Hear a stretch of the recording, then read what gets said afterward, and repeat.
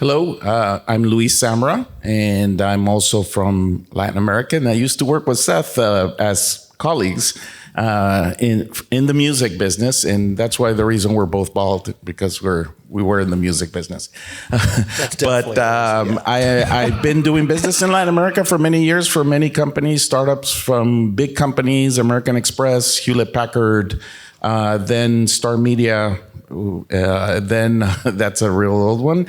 Then Evernote, running businesses for them, and now I'm with DiDi Labs for Latin America as well. Well, thank you so much, guys, for having the time here. Excuse my English; it's a little choppy. I haven't lived here for a long time, so thanks for the patience. Now, let's get started with the questions. I want to start with a statement, and that is that doing business in Latin America looks a lot different than doing business, in the U.S. It has its uniqueness, just like any other region. What do you think are the most interesting uniqueness of doing business in Latin America for the audience? The mobile growth audience. Well, probably the biggest thing from my experience is. Just that the region, the Latin region in general, and it's usually thought of in 4 or 5 pieces. I won't bore you with the org structures, but it's a different region than the U.S. It's an entirely different set of markets, different playing fields, and I think that speaks to everything from prices to government regulation to certainly economic uncertainty, that sort of thing, and even culturally, the fabric of business is different than the U.S. And I think probably one of the biggest challenges I had. At Sony and other places is kind of giving voice to that if you're talking to headquarters.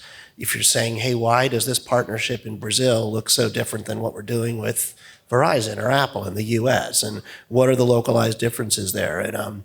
And they are different, whether that's taxes or pricing or purchasing power. So I think that's probably the most fundamental thing that I would say is distinct about it. Okay, thanks. I would second that. And on top of that, I do like to separate Brazil from Latin America. It's 2 different animals completely.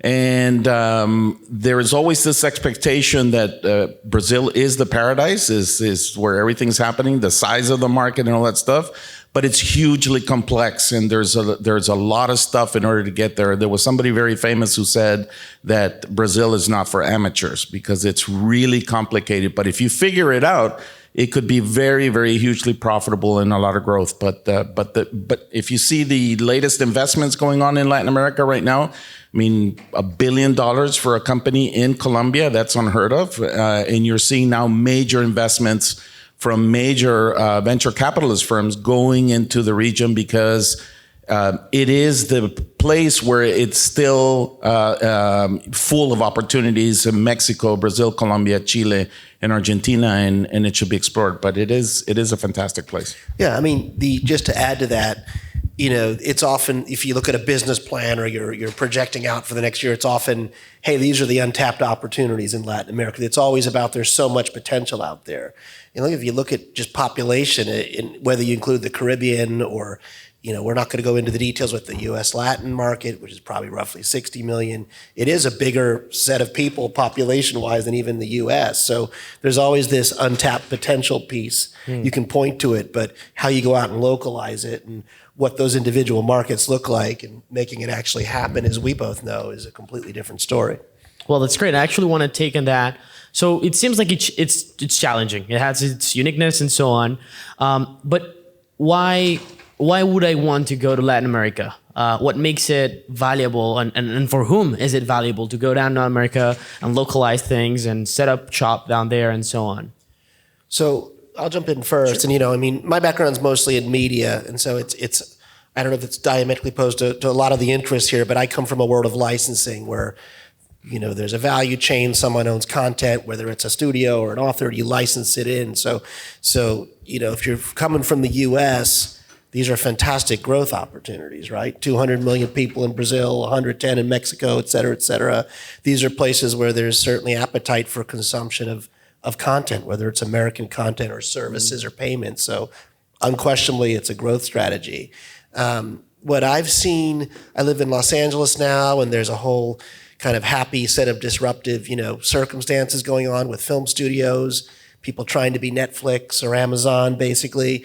And I think there's tons of localized thinking in terms of building localized content resources, Netflix, Amazon, even localized services that want to build in those markets. I mean, you just saw the Academy Awards this week went to a Korean picture for the first time ever, right? Or Roma that came from Mexico. So there's clearly appetite on both sides of the border for content that comes up from these regions, basically. So certainly in the media world, in the aggregation world of media and services, it's unquestionably a big growth opportunity. And for the other side of the businesses, one of the biggest secrets, maybe you all know this, but for example, a university in Mexico has a population of 100,000 students. And right inside of campus, there's Google Labs and there's Facebook Labs. And they're testing apps because of the massiveness of the space and the density. They're doing all these things in order to make sure that they have interesting applications, or applications are being developed, services, and the stuff that happen in an environment with 100,000 students. So it's quite interesting why they're there, and these big companies have operations in these countries, and mainly developers as well. There's a huge, very well entrenched developer community that are less expensive than they are in the US. They're increasing a little bit more, but still much more affordable and highly, highly talented in the market for sure. Definitely would second that. I mean, markets like, I'll call out Argentina, for example, that's had, wild economic fluctuations and tremendous pricing disparity with our country, but the caliber of the labor class there, the educational level, as is Colombia, is tremendous. So I guess if you're a multinational looking at those labor costs, it's obviously a good consideration, I think. Of course. Now, I wanted to go a little bit about what is going on, right? So what's happening in Latin America in the past couple of years currently that is making it so interesting for mobile app developers, for mobile growth teams to take a look at what's happening? What trends are you guys seeing? What kind of unique situations are going on that allow this to happen? So I'll jump in again first. I mean, a lot of my experience in the region came from mobile carriers first and foremost. So even before Apple launched even things like iTunes, or Google had its content plays, Carlos Slim at America Mobile, who's got 17 carriers, or Telefonica out of Spain, or Tigo. These are big regional Millicom Latin carriers, were really big leaders in terms of commerce, selling everything from ringtones to content to books, you name it.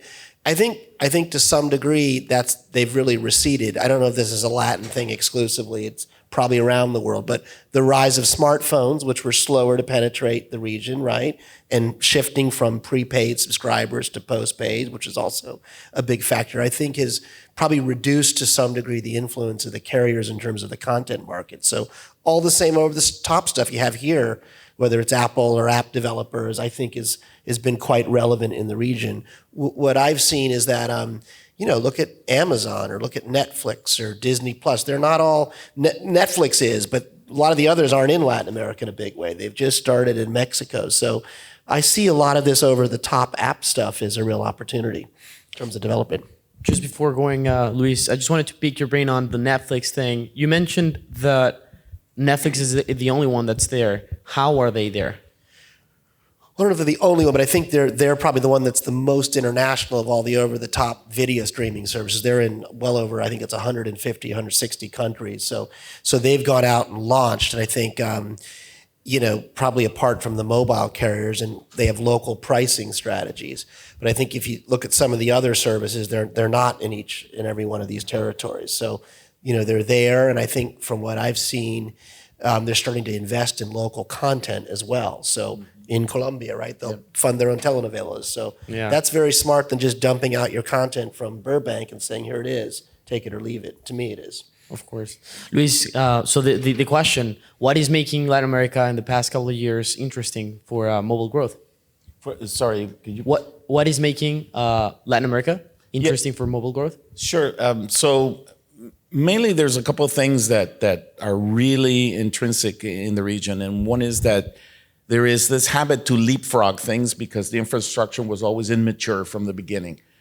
Example is cell phones. The reason why there's a huge amount of penetration of cell phones It's because the landlines were horrible, difficult to get, and people were just much more accessible to get a cell phone.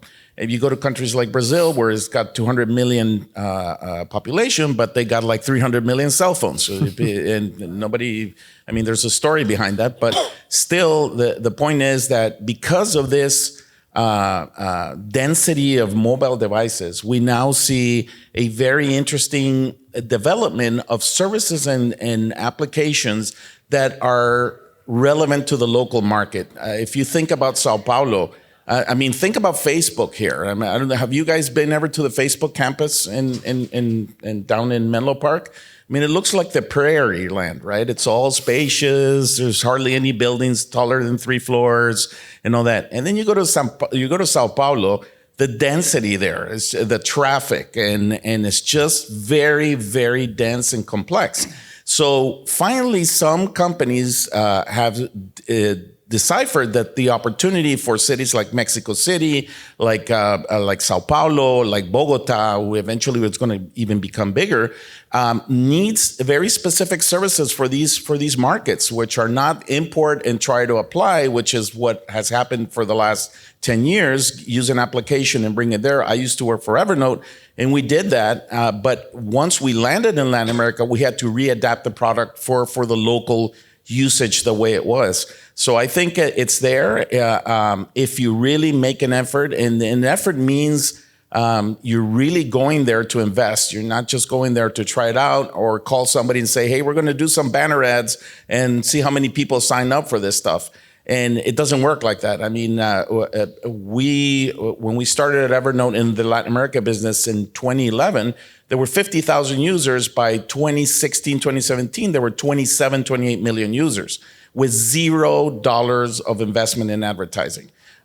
So it was amazing, and there is that opportunity once you understand and localize better and make yourself like a local company, not an imported company that's trying to do business locally. Yeah, I mean, I totally think that's absolutely hitting it on the head. I think, there are multinationals who want to just go and dial it in, basically, from Miami. I spent many years living there, is a regional center, so there is some precedent for people just trying to mail it in, but I don't think you can really build a business in the region without having localized teams in the market. So usually Mexico and Brazil are considered, like if you looked on a map, like the 2 largest economies that are there, whether or not Brazil's fits with the rest of the region.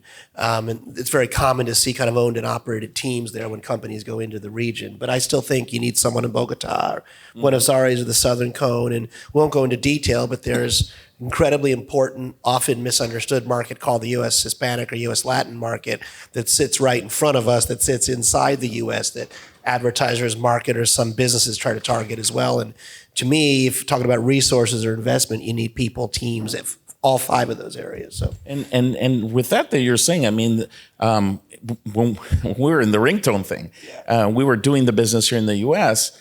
It was a massive market for us that was totally nobody paid attention to it and all this stuff, and we populated with the content for this market here, and it was hugely profitable. So definitely. Totally back that up 100%. So Luis, you were mentioning how for Evernote it was important to go and localize even your product. But I want to go deeper there. Like, how important was it really for your growth? How important do you consider that particular aspect was a catalyzer for the growth in Latin America? Well, first of all, this is how we built the team in the U.S. We had people from Brazil, from Colombia, from Chile and Argentina. Living here and working here. And it was important for me to have people who understood the specifics of each one of these markets was very important for us. Then we had the local teams to make sure that what we were saying sounded like somebody from the local market would say it, and be very sensitive to the things that were happening in the local market at the time. We weren't just coming with ideas. The US market had a huge marketing department. They came with these things and they said, hey guys, how about this? We're going to translate this into Portuguese and then launch it. We look at the pictures. There's beautiful blue-eyed blonde people in the pictures, and that's just not what the market is. It's a whole different thing. And so we went ahead and tailored everything, changed the language to communicate better, and we try to always be active with what was happening in the local market.